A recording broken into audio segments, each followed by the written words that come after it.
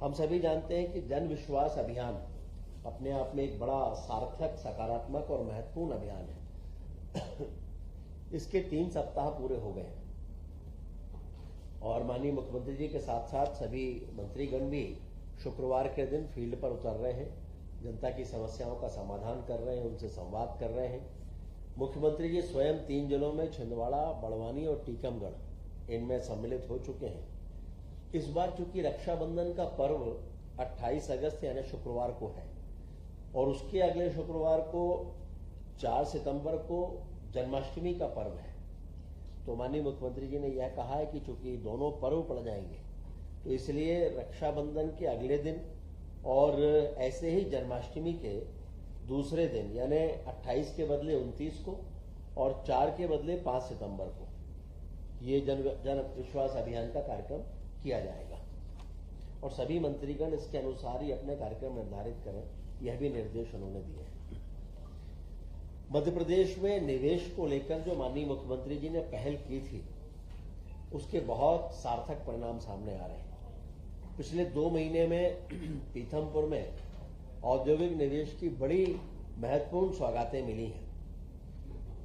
इसमें Aditya टेक्नोफैब private limited की भारतीय रेलवे के लिए उन्होंने एकदम मॉडर्न फाउंड्री का शुभारंभ किया है।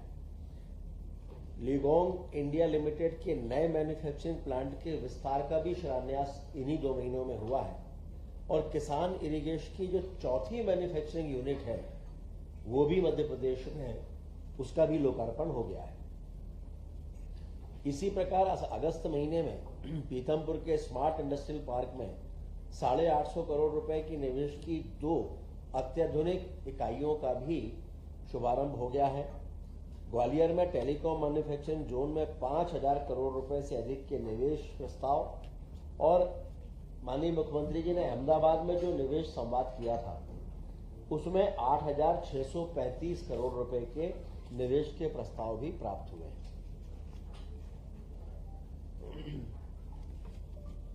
किसानों के हित में जो निर्णय लिए गए हैं उन पर भी आज चर्चा हुई है। प्रदेश में फार्मर आईडी बनवाने का अभियान, किसानों के लिए जो आईडी का अभियान है वो 20 अगस्त से प्रारंभ किया है।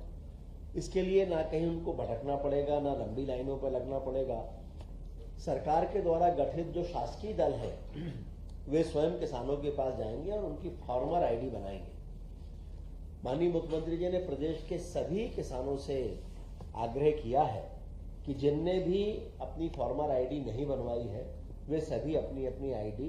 इस दल के माध्यम से जरूर बनाएं। और जो किसानों से सुझाव लगातार मिल रहे हैं उसमें खाद्य वितरण की ई विकास प्रणाली को भी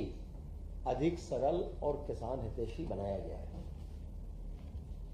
और इसमें यह भी अब तय हुआ है कि ई विकास 2 इसके अंतर्गत किसान